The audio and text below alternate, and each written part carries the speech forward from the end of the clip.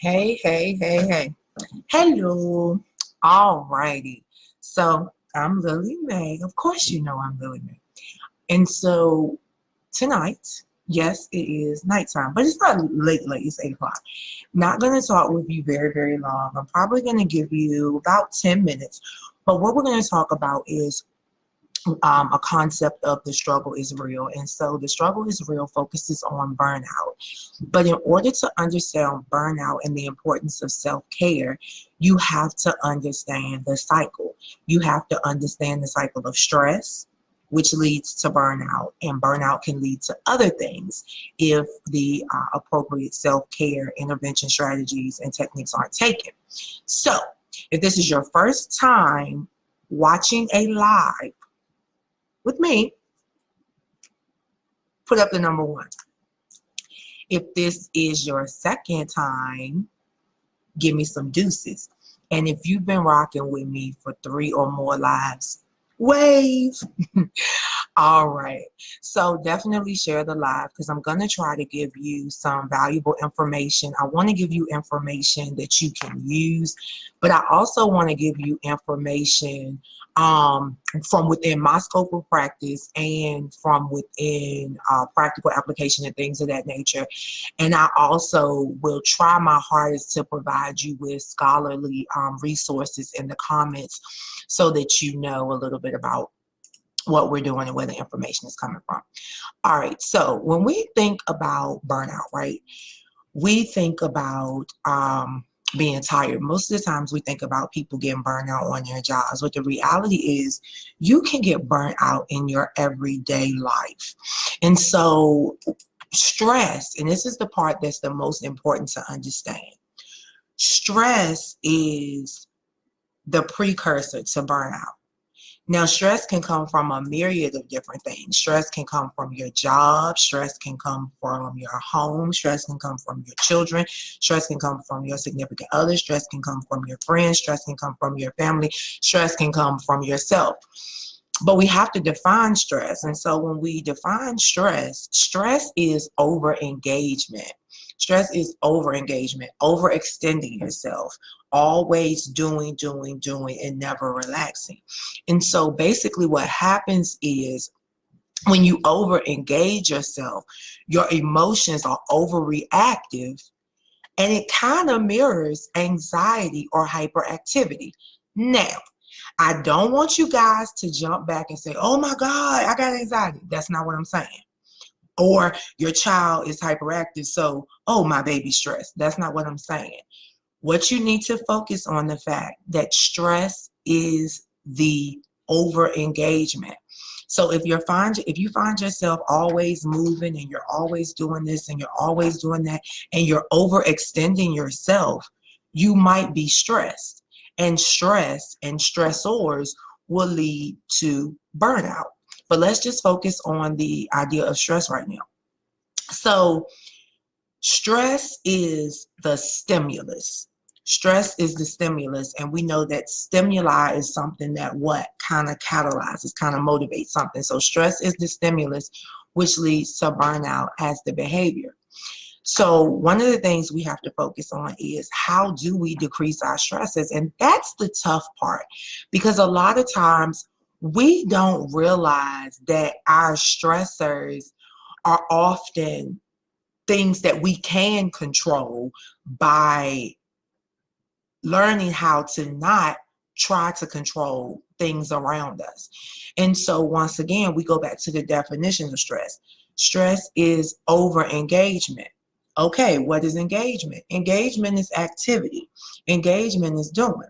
So if you find that you are stressed and you're constantly stressed, then 9 times out of 10, you're going to have to reduce some of your activities. Now, a lot of time, these activities, we may feel like we cannot refrain from completing a myriad of tasks. But a good rule of practice is this. And this is something that I had to be taught. So please, please, please, please don't hold me accountable for this because I'm still working through it myself.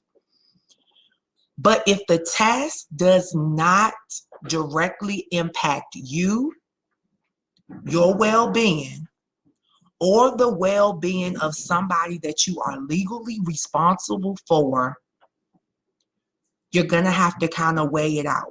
You know, you got to do a cost risk analysis. Okay, is this task detrimental to my life? Is it detrimental to my living situation? Is it detrimental to someone that I am legally responsible for? And you notice I said legally responsible for. So that means if you're not a legal guardian or authorized representative for a person, that shouldn't be one of your stressors. And if it is, you may have to reevaluate and rethink that. Now, on the other side, I get it. I know there's someone out there just saying, well, I hear what you're saying, but life doesn't work like that. Trust me, I understand. So what do? One of the things we have to do as we're working through this thing called stress is we have to set boundaries. Now, you can set boundaries with yourself. A boundary may be something like, okay, I'm only going to give out $50 in charity this month. So if someone needs something from me, I'm only going to give them $50.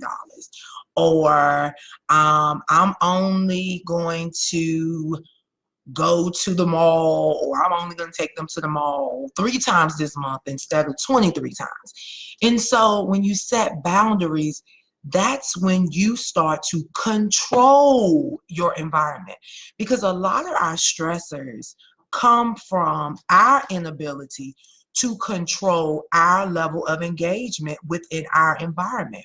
Because what happens is we overextend ourselves, we're overengaged, but then on top of that, feelings of obligation, feelings of sympathy, feelings of passion and compassion also can cause us to become stressed. Prime example, if you are passionate about your job, if you are passionate about your job, you love your job, and you're at work, and at 4:15, you get an email from your boss, and your boss is like, look, this project is really, really important. It needs to be done. You are the only one that can do it. You're the only one that I can depend on. Can you knock this out for me? You're going to instantly go into anxiety. Now, not really anxiety, but you're going to instantly go into a mode of panic. And what are you going to do? You're going to try to bust that project out at all costs.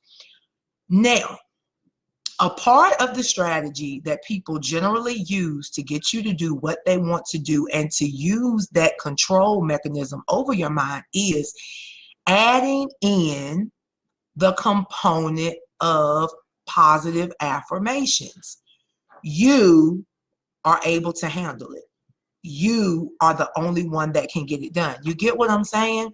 So what we have to be careful of, we have to make sure that we already understand within ourselves who we are and what we're capable of, so we aren't listening to it from other people who are generally, they may feel that way, but in the moment, those words of affirmation are being used in order to elicit a desired response. Okay, another way we can work to maintain a decent level of stress, because some stress is good. Sometimes stress, for me, a little bit of stress, now I'm not talking about the big stress, but a little bit of stress helps me to get work done. So prime example, today I had a very, very, very stressful work day. I ate, took a nap, got up. Now I'm ready to work. I just busted out 2 assignments that I needed to knock out, did a little bit of studying, and now I'm here with you guys. And so that runs me into maintaining a sense of humor.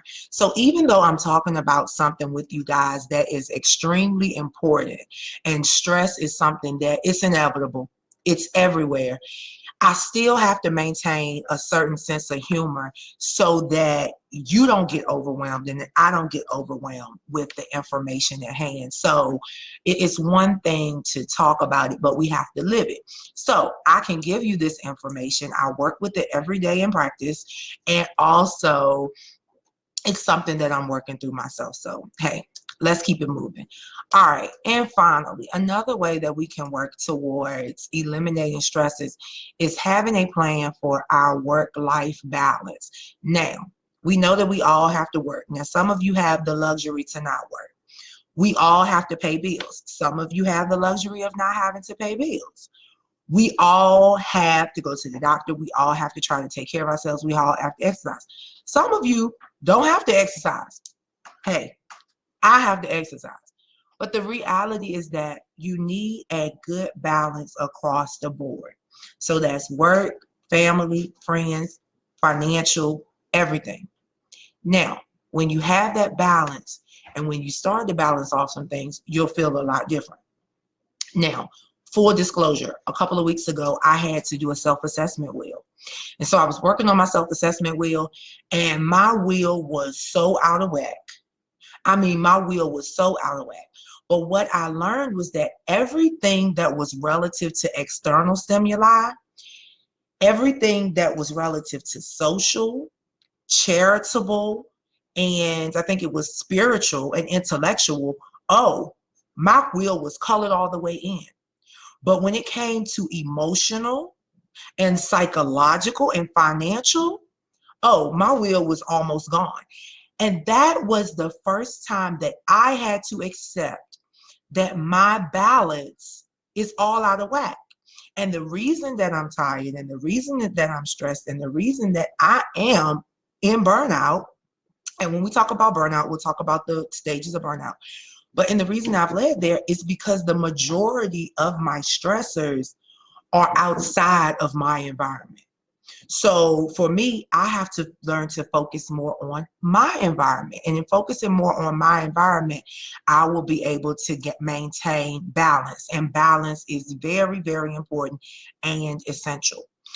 So when we talk about stress, I definitely want to give you some very important information. And I hope that you will take this information seriously and to heart. Now, approximately 1 in 5 adults in the United States experiences mental illness in a given year.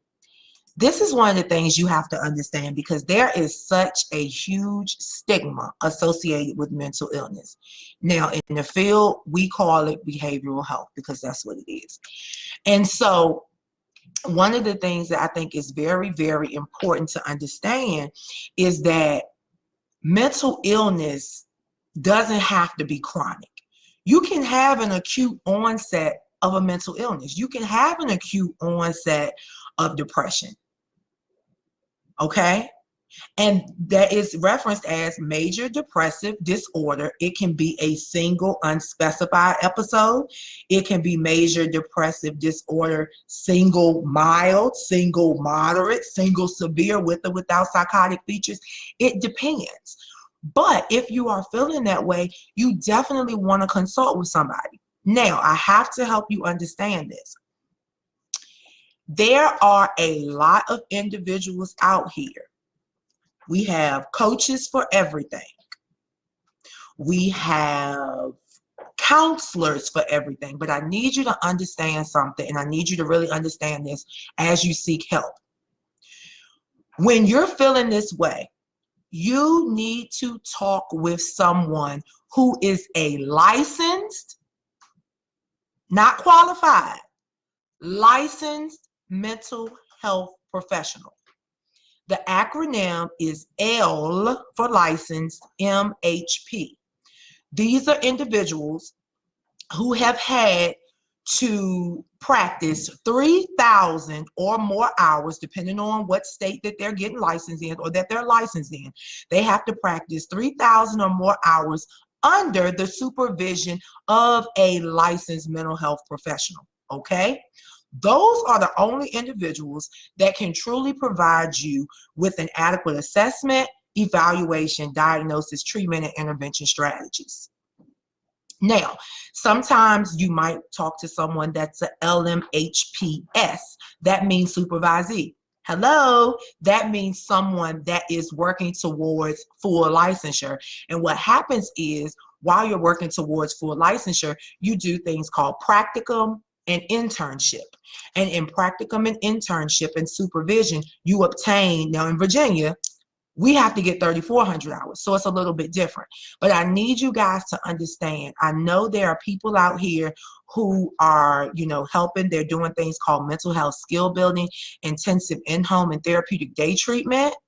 But those are not clinical services unless they are offered by a licensed LMHP. And the LMHPs in Virginia are LPCs, which are licensed professional counselors, LCSWs, which is a licensed clinical social worker, or an LMFT, and that's a licensed marriage and family therapist. So please, by all means, make sure that you're consulting with the correct people when you're having symptoms, and you definitely want to get support for that. And finally, just a little bit more information. And these are specifics. The statistics say that 6.9% of adults in the United States had at least one major depressive episode in the past year. And a lot of this information, while it may seem weird and you may not want to believe it, it's very, very true.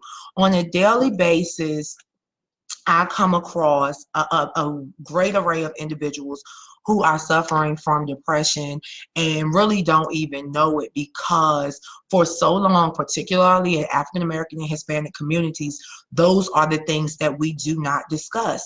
And so I think it's essential that we begin to talk about these things and be transparent about these things. If you suffer with mental illness, it is okay. Don't hide from it. Embrace it and use it to teach someone else or to empower someone else to take control of their lives. Because at the end of the day, we are all in this thing together, and we have to work accordingly. So we're going to continue to talk about stress. This is going to be the first time that we talk about stress. Okay. And when we talk about stress, we're going to talk about burnout. We're going to talk about self-care.